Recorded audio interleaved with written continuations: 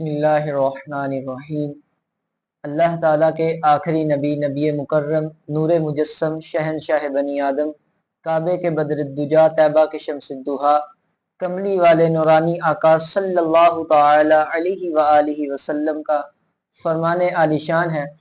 کہ اللہ کے محبوب فرماتے ہیں کہ کل قیامت کے دن اللہ تعالیٰ کے عرش کے سائے کے علاوہ کچھ نہ ہوگا، اور 3 بندے ایسے ہوں گے جو اللہ کے عرش کے سائے میں ہوں گے۔ تو عرض کی گئی یا رسول اللہ صلی اللہ علیہ وسلم، وہ 3 بندے کون سے ہوں گے جو اللہ کریم کے عرش کے سائے میں ہوں گے؟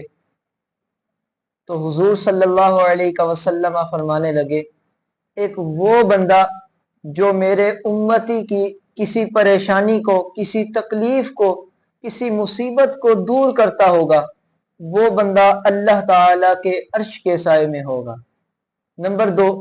وہ بندہ جو میری سنتوں پر عمل کرتا ہوگا، میری سنتوں کو زندہ کرتا ہوگا، اس بندے کو اللہ کریم کے عرش کا سایہ نصیب ہوگا۔ نمبر 3،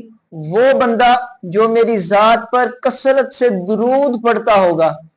یہ بندہ بھی اللہ تعالی کے عرش کے سائے میں ہوگا۔ اب اس حدیث پاک کی مزید وضاحت کرتا چلوں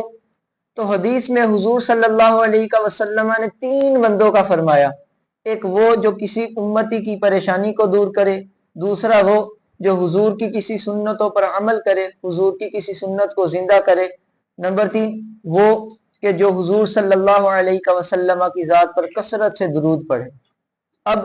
جو حدیث کا پہلا حصہ ہے کہ جس میں حضور نے فرمایا جو میری امتی کی کسی پریشانی کو، کسی تکلیف کو دور کرے، کسی مصیبت کو دور کرے،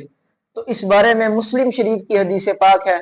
کہ اللہ کے محبوب صلی اللہ علیہ وسلم فرمانے لگے کہ من نفس عن مؤمن کربۃ من کرب الدنیا نفس اللہ عنہ کربۃ من کرب یوم القیامہ،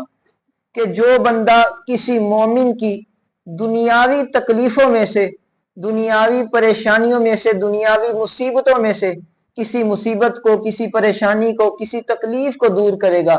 تو اللہ کل بروز قیامت اس بندے کی کسی پریشانی کو، کسی تکلیف کو، کسی مصیبت کو دور فرمائے گا۔ اب کیسا اجر ہے کہ بندہ دنیا میں رہ کر کسی مسلمان کی کسی پریشانی کو، کسی تکلیف کو، کسی مصیبت کو دور کرے، تو اللہ کیسا بدلہ دے گا کہ اللہ قیامت کے دن اس بندے کی تکلیفوں میں سے، مصیبتوں میں سے، پریشانیوں میں سے کسی پریشانی کو، کسی مصیبت کو، کسی تکلیف کو دور فرمائے گا۔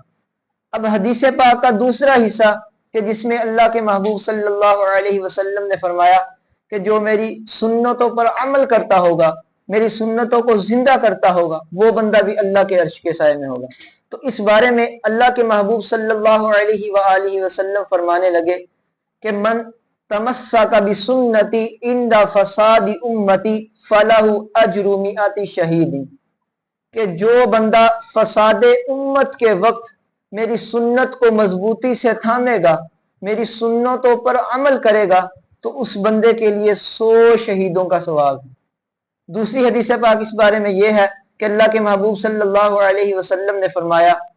کہ من احب سنتی فقد احبنی ومن احبنی کان معی فی الجنہ، کہ جس نے میری سنت سے محبت کی گویا کہ اس بندے نے مجھ سے محبت کی، اور جس نے مجھ سے محبت کی تو وہ بندہ جنت میں میرے ساتھ ہوگا۔ سبحان اللہ، کیسی عظیم خوشخبری ہے کہ حضور کی سنتوں پر عمل کرنے میں، حضور کی سنتوں سے محبت کرنے میں۔ اب حدیث پاک کا تیسرا حصہ کہ جس میں اللہ کے محبوب صلی اللہ علیہ وسلم نے فرمایا کہ جو میری ذات پر کثرت سے درود پڑے گا، اس بندے کو بھی اللہ کے عرش کا سایہ نصیب ہوگا۔ تو اس بارے میں حدیث پاک ہے کہ اللہ کے محبوب صلی اللہ علیہ وسلم نے فرمایا من صلی علی فی یوم 1000 مرۃ لم یمت حتی مقعدہ فی الجنہ، کہ جو بندہ روزانہ میری ذات پر 1000 مرتبہ درود پڑھے گا تو وہ بندہ اس وقت تک نہیں مرے گا جب تک جنت میں اپنا مقام نہ دیکھ لے۔ ایک اور حدیث میں ملتا ہے کہ اللہ کے محبوب صلی اللہ علیہ وسلم نے فرمایا من صلی علی فی یوم 50 مرۃ صافحتہ یوم القیامہ، کہ جو بندہ روزانہ میری ذات پر 50 مرتبہ درود پڑھے گا تو میں محمد کل بروز قیامت اس بندے کے ساتھ مصافحہ کروں گا، یعنی اس بندے کے ساتھ ہاتھ ملاؤں گا۔ تو پیارے اور محترم اسلامی بھائیوں، آپ نے یہ احادیث مبارکہ سنی کہ جس میں حدیث کے 3 حصے ہیں کہ حضور نے فرمایا جو میرے امتی کی کسی پریشانی کو، کسی تکلیف کو، کسی مصیبت کو دور کرے، جو میری سنتوں پر عمل کرے یا میری سنتوں کو زندہ کرے۔ نمبر 3 فرمایا کہ جو میرے ذات پر کثرت سے درود پڑے، تو ان 3 بندوں کو اللہ کے عرش کا سایہ نصیب ہوگا۔ اللہ رب العزت کی پاک بارگاہ میں دعا ہے کہ رب کریم ہمیں اس حدیث مبارکہ پر عمل کی توفیق عطا فرمائے۔ آمین بجاہ خاتم النبیین وما علی الا البلاغ المبین۔